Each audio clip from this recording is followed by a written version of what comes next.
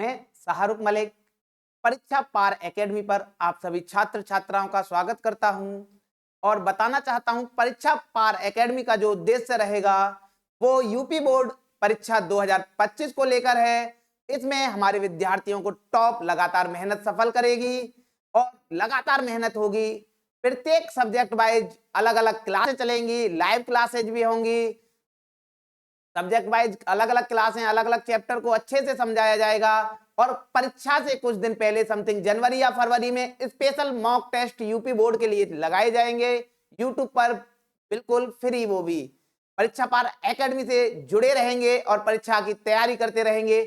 आज लेकर आए हैं हम 9th एंड 10th क्लास के लिए इंट्रोडक्शन ऑफ एसएसटी की क्लास, जो आप मेरे साथ पढ़ेंगे, क्योंकि किसी भी चीज को पढ़ने से पहले आपको पता है मेरे प्रिय छात्र छात्रों, उसको समझना बहुत जरूरी है और समझते हुए पढ़ते हुए चलेंगे, बहुत अच्छे से चलेंगे।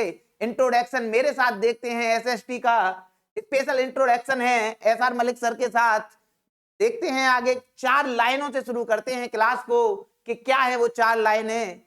लगा दो आग पानी में जवानी उसे कहते हैं, लगा दो आग पानी में जवानी उसे कहते हैं, और परीक्षा पार से पढ़कर कर दो यूपी बोर्ड टॉप, कहानी उसे कहते हैं, कहानी उसे कहते हैं। अब मैं समझाना चाहूंगा तुम्हें कि जब हम छोटी क्लास में पढ़ के आते हैं तो एक ही बुक को पढ़ के आते हैं, परंतु जैसे 9th और 10th में आते हैं तो एसएसटी को हम 4 भागों में पढ़ते हैं। बेटा कितने? 4। इतिहास, भूगोल, राजनीतिक विज्ञान और अर्थशास्त्र। लेकिन उससे पहले हमें यह पता चलना चाहिए कि वास्तव में सामाजिक विज्ञान है क्या, तो उस चीज को समझते हैं पहले। मैं बताना चाहूं मेरे प्रिय छात्र छात्राओं, सामाजिक विज्ञान का जो अर्थ है वो क्या होगा? समाज में हो रहे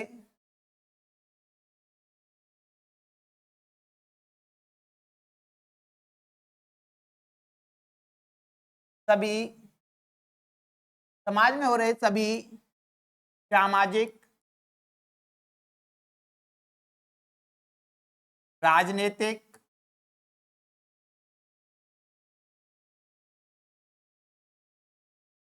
आर्थिक एवं पर्यावरण के अध्ययन को ही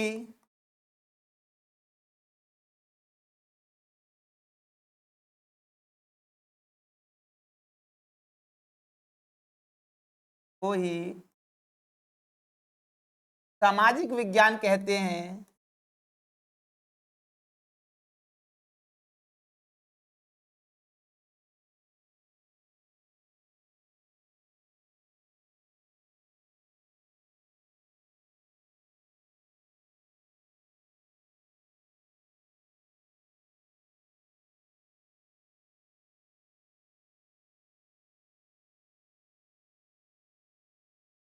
सामाजिक विज्ञान का अर्थ फिर से देखेंगे मेरे प्यारे छात्र छात्राओं, समाज में हो रहे सभी सामाजिक, राजनीतिक, आर्थिक एवं पर्यावरण के अध्ययन को ही हम सामाजिक विज्ञान कहते हैं, जिसको हाई स्कूल में आकर हम 4 टॉपिक वाइज पढ़ते हैं।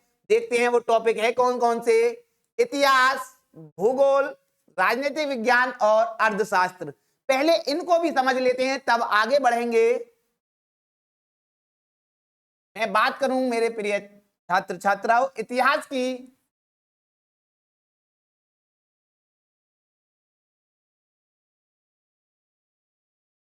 इतिहास के अर्थ की अगर मैं बात करूं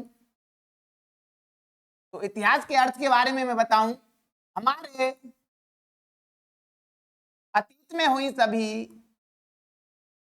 हमारे अतीत की घटनाओं का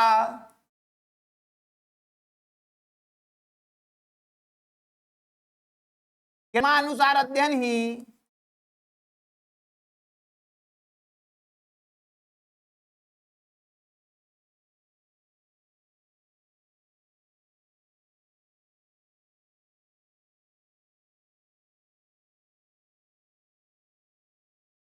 इतिहास कहलाता है।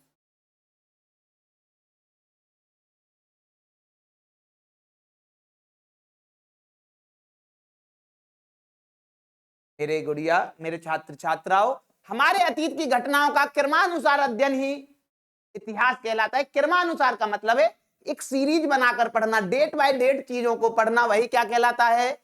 और मैंने एक बात तुम्हें पहले भी बताई है, जो जिस चीज को बनाता है कोई ना कोई किसी ना किसी चीज की स्थापना करता है, तो वही क्या कहलाता है, जनक या पिता। मैं बात करूं इतिहास के जनक या पिता कौन है, इतिहास के जनक या पिता की मैं बात करूं तो कौन है वो, हेरोडोटस। कौन है, हेरोडोटस हैं।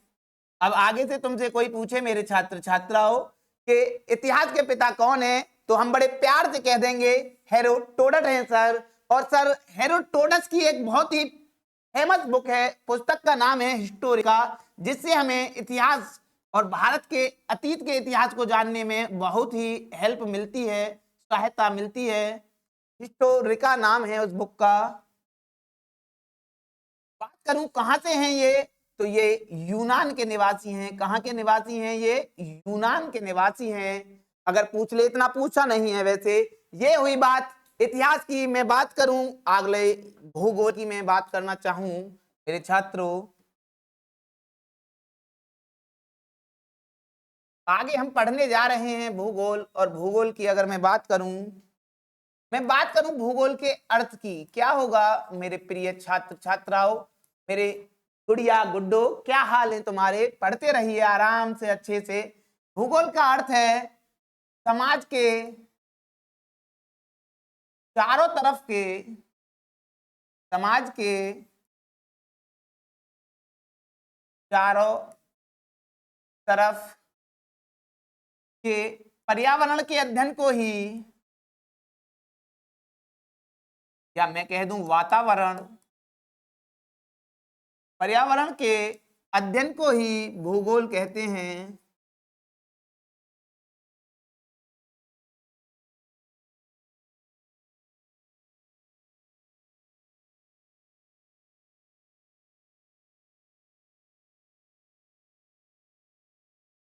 भूगोल कहते हैं। मैं बात करूं भूगोल के जनक की, मैंने बताया पहले भी कोई ना कोई पिता या जनक होता है। तो भूगोल के जो जनक या पिता हैं वो कौन है बेटा, इसके जनक या पिता हैं इरेस्टोनेज, इरेस्टोनेज।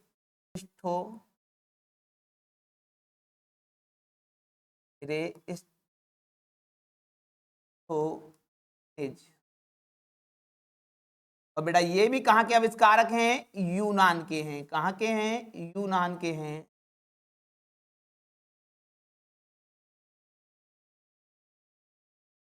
मैं फिर से बात करूं भूगोल के अर्थ की, समाज के चारों तरफ पर्यावरण या वातावरण का अध्ययन ही भूगोल कहलाता है, जिसके जनक कौन है, इरेस्टोनेज है। मैं बात करूं आगे, राजनीति कह दो या नागरिक शास्त्र कह दो, राजनीति विज्ञान की बात करूं मैं, या इसको नागरिक शास्त्र भी कहते हैं। बेटा इसके दो कंडीशन है, जब तक हम इसको 9th से 12th तक पढ़ते हैं तो क्या कहलाता है, ये नागरिक शास्त्र। लेकिन जैसे ही हम डिग्री में इसको बीए वगैरह में जाकर पढ़ते हैं तो ये क्या हो जाती है, राजनीतिक विज्ञान हो जाती है। बात करूं मैं इसके अर्थ की,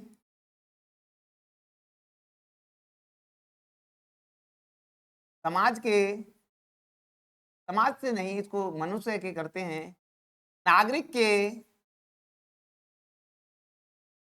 अधिकार, कर्तव्य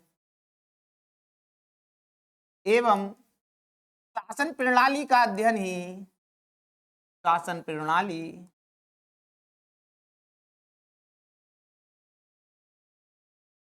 का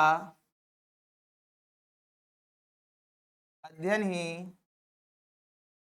राजनीतिक विज्ञान कहलाता है।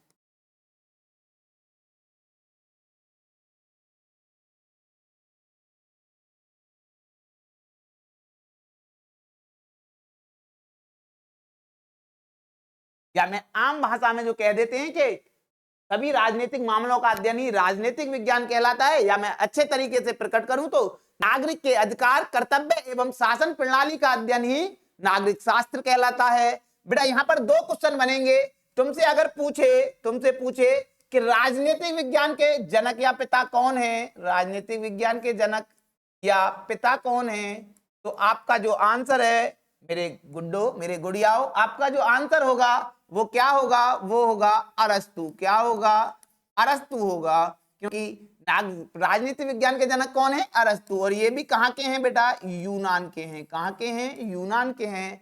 परंतु तुमसे पूछे कि नागरिक शास्त्र के जनक या पिता कौन है सर, नागरिक शास्त्र के जनक या पिता की जब वो तुमसे बात करेगा तो यहाँ पर आंसर बदल जाएगा मेरे गुड्डा गुड़ियाओ। यहाँ पर आंसर क्या हो जाएगा, यहाँ पर हो जाएगा बेंजामिन फ्रैंकलिन। बेंजामिन फ्रैंकलिन हो जाएगा, फ्रैंकलिन, बेंजामिन फ्रैंकलिन हो जाएगा।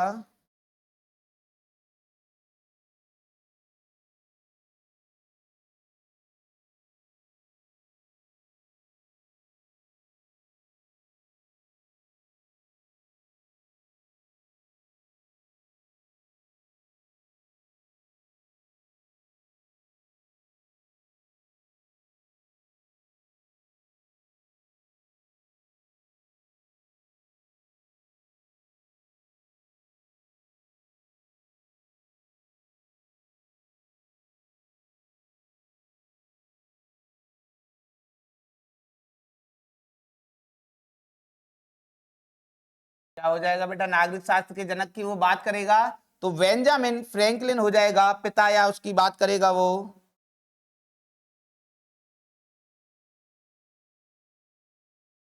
नागरिक शास्त्र के पिता या जनक की बात करें तो क्या हो जाएगा नाम, बेंजामिन फ्रैंकलिन हो जाएगा।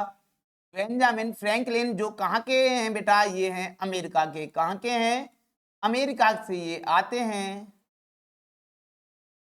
कहाँ से हैं, अमेरिका के हैं।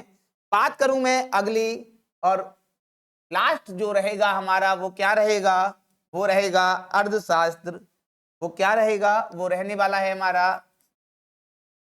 अर्थशास्त्र। और अर्थ माने तुम्हें पता ही है, हिंदी भी तुम पढ़ के आते हो मेरे चीतो, कि अर्थ क्या होता है, धन। अर्थ का पर्यायवाची क्या है, धन। और मैं एक देसी भाषा में जब तक तुम्हें वैसे ही अर्थ बता दूं तो क्या होगा, अर्थ होगा सर, धन का अध्ययन ही अर्थशास्त्र कहलाता है। मैं कह सकता हूं समाज की सभी आर्थिक क्रियाओं का अध्ययन, आर्थिक क्रियाओं का अध्ययन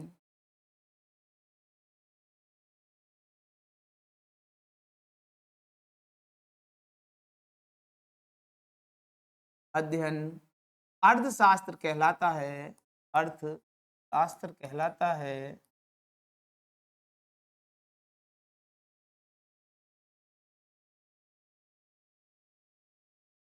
अर्थ में रह गई, समाज में सभी आर्थिक क्रियाओं का अध्ययन अर्थशास्त्र कहलाता है। मैं बात करूं अर्थशास्त्र के जनक या पिता की, तो इस नाम को तो कोई भी भूल ही नहीं सकता। जनक या पिता कौन है अर्थशास्त्र के, ये हैं एडम स्मिथ। कौन है, एडम स्मिथ। एडम स्मिथ इसके पिता हैं, और इनकी पुस्तक कई बार बोर्ड परीक्षा ने पूछी है। एडम स्मिथ की पुस्तक का क्या नाम है, भूलेंगे नहीं बेटा, क्या नाम है, wealth of Nations. Wealth of Nations, wealth of Nations, क्या नाम है मेरे चीतो, वेल्थ ऑफ नेशंस। बात करते हैं एक बार, अर्थशास्त्र का अर्थ समाज में सभी आर्थिक क्रियाओं का अध्ययन अर्थशास्त्र कहलाता है, जिसके जनक या पिता कौन है, एडम स्मिथ। और उनकी बड़ी ही चर्चित पुस्तक का क्या नाम है, वेल्थ ऑफ नेशंस है। क्या है, अगर मैं हिंदी की बात करूं तो राष्ट्र के संपदा, राष्ट्र के संपदा, इसका अर्थ रहेगा राष्ट्र के संपदा। ठीक है, लेकिन यहां पर एक और क्वेश्चन तुम्हें फंसाता है मेरे चीतो, क्या, तुमसे पूछे अर्थशास्त्र पुस्तक किसकी है, और जब वो पुस्तक की बात कर रहा है ना तो समझ जाइए पुस्तक किसकी रही है। अर्थशास्त्र पुस्तक भैया कौटिल्य की है। किसकी है, कौटिल्य कह दूं मैं, चाहे मैं कह दूं सर चाणक्य भी लिख सकते हो आप, इसका नाम बिल्कुल लिख सकते हो, आप तो ब्रिलियंट छात्र हो गए भाई। या मैं एक और नाम बता दूं तुम्हें, सर मैं इसे विष्णुगुप्त भी लिख सकता हूँ। क्या लिख सकता हूँ मैं? विष्णुगुप्त भी इस नाम को लिख सकता हूँ। तुमसे 2 क्वेश्चन पूछेगा, अर्थशास्त्र के जनक या पिता पूछे तो एडम स्मिथ। तुमसे पूछे अर्थशास्त्र पुस्तक के रचयिता कौन है या अर्थशास्त्र किसकी पुस्तक है, तो आंसर क्या होगा? विष्णुगुप्त, कौटिल्य या चाणक्य। एक क्वेश्चन और कभी कभी कर लेता है कि अर्थशास्त्र जो पुस्तक है चाणक्य की, उसमें किसका अध्ययन पढ़ने को मिलता है? बेटा हम इसमें चंद्रगुप्त मौर्य के राजनीतिक प्रशासन को पढ़ते हैं। किसको पढ़ते हैं? चंद्रगुप्त मौर्य के राजनीतिक शासन का अध्ययन पढ़ते हैं। बेटा क्या पढ़ते हैं? राजनीतिक शासन के अध्ययन को पढ़ते हैं। पूछ ले अर्थशास्त्र पुस्तक में किसका अध्ययन करते हैं, तो राजनीति का करते हैं। किसका करते हैं भैया? राजनीति का। और पूछे अर्थशास्त्र में किसका करते हैं, तो समाज में आर्थिक क्रिया। दोनों बात अलग है। अर्थशास्त्र पुस्तक में पूछे तो राजनीति, और अर्थशास्त्र में पूछे तो सभी आर्थिक क्रियाओं का अध्ययन। ऐसे हम चीजों को पढ़ेंगे। अब मैं तुम्हारे साथ साझा करने जा रहा हूं। पहले 9th का सिलेबस को देखते हैं। 9th के सिलेबस को देखते हैं। 9th इतिहास का जो सिलेबस रहने वाला है वो क्या है मेरे चीतो? देखेंगे वो है फ्रांसीसी क्रांति को पढ़ेंगे। कैसे कैसे राजा ने वहां पर अत्याचार किए, कैसे कैसे जनता ने उसको छुटकारा पाने के लिए क्रांति की। दूसरे में पढ़ेंगे यूरोप में समाजवाद एवं रूस की क्रांति। तीसरे में पढ़ेंगे नाथिसवाद और हिटलर, जर्मनी का हिटलर का उदय, वन्य समाज और उपनिवेशवाद। और 5 में पढ़ेंगे आधुनिक विश्व में चारावाहे। उसके बाद कुछ मानचित्र के यानी मैप के क्वेश्चन हम करेंगे। मैप के क्वेश्चन भी जरूरी है क्योंकि 10 नंबर का मैप आता है ना, इसलिए कुछ भी छोड़ना नहीं है, क्योंकि हमें बनना है यूपी बोर्ड 2025 का टॉपर। किसके साथ? परीक्षा पार एकेडमी से पढ़कर कर देंगे टॉप। भूगोल में पढ़ेंगे भारत आकार तथा स्थिति। भारत का आकार स्थिति कैसी रही है, भारत की प्राकृतिक विशेषता, अववाह तंत्र यानी नदियों के बारे में, जलवायु, जनसंख्या, सबसे बड़े छोटे राज्य, और वो उनके बाद फिर वही मानचित्र का कार्य हम जरूर पढ़ेंगे। और बाकायदा मैप पे पढ़ाया जाएगा मानचित्र, परेशान ना हो आप। मैं बात करूं राजनीति में पढ़ेंगे लोकतंत्र, कब क्यों कैसे, संविधान का निर्माण कैसे हुआ, चुनावी राजनीति, संस्थाओं की कार्य प्रणाली और लोकतांत्रिक अधिकार पढ़ेंगे। उसके बाद आगे मैं बात करना चाहूंगा अर्थशास्त्र में पढ़ेंगे पालमपुर गांव की कहानी। बहुत ही अच्छी है भाई, ये कहानी मैंने भी पढ़ी है, बहुत अच्छी बात समझाई गई है इसमें। इसमें समझाया गया है निर्धनता कैसे, संसाधन के रूप में जनसंख्या, निर्धनता एक चुनौती यानी गरीबी से कैसे लड़ते हैं हम, भारत में खाद्य सुरक्षा। ये रहेगा सिलेबस बेटा 9th क्लास के लिए। किसके लिए? 9th क्लास के लिए। बात करूंगा मैं अब 10th क्लास की सिलेबस की। और 10th क्लास के सिलेबस से पहले वही लाइनें रिपीट कर रहा हूं बेटा कि लगा दो आग पानी में जवानी उसे कहते हैं, लगा दो आग पानी में जवानी उसे कहते हैं, पढ़ के परीक्षा पार एकेडमी से कर दो यूपी बोर्ड टॉप, कहानी उसे कहते हैं। इतिहास में पढ़ेंगे बेटा हम यूरोप में राष्ट्रवाद, भारत में राष्ट्रवाद, भूमंडलीकृत विश्व का बनना, औद्योगिक का युग, मुद्रण, संस्कृति और आधुनिक दुनिया। और लास्ट में पढ़ेंगे मानचित्र कार्य। उसके बाद भूगोल में पढ़ेंगे बेटा संसाधन एवं विकास, वन एवं वन्य जीव, जल संसाधन, कृषि, खनिज तथा ऊर्जा संसाधन, विनिर्माण उद्योग और राष्ट्रीय अर्थव्यवस्था की जीवन रेखाएं। राजनीति में पढ़ेंगे सत्ता की साझेदारी, संघवाद, जाति, धर्म और लैंगिक मसले, राजनीतिक दल और लोकतंत्र के परिणाम क्या रहने वाले हैं। और अर्थशास्त्र में पढ़ेंगे बेटा विकास, भारतीय अर्थव्यवस्था के क्षेत्रक यानी कितने क्षेत्र हैं, मुद्रा और साख, वैश्वीकरण और भारतीय अर्थव्यवस्था और उपभोक्ता अधिकार। ये चीजें हम, ये है सिलेबस जिसको पढ़ेंगे। और आपके सर साथ हैं तो चिंता की क्या बात है। कहते हैं ना कि जब मलिक सर साथ हैं तो चिंता की क्या बात है। करना तो यूपी बोर्ड टॉप है, चाहे फिर आगे दिन है या रात है, कोई दिक्कत नहीं आएगी बेटा इस मामले में। मैं वादा कर रहा हूं, बस आप पढ़ते रहिए, चीजों को समझते रहिए, हम टॉपर बनेंगे इस बार। और जुड़े रहेंगे परीक्षा पार एकेडमी से।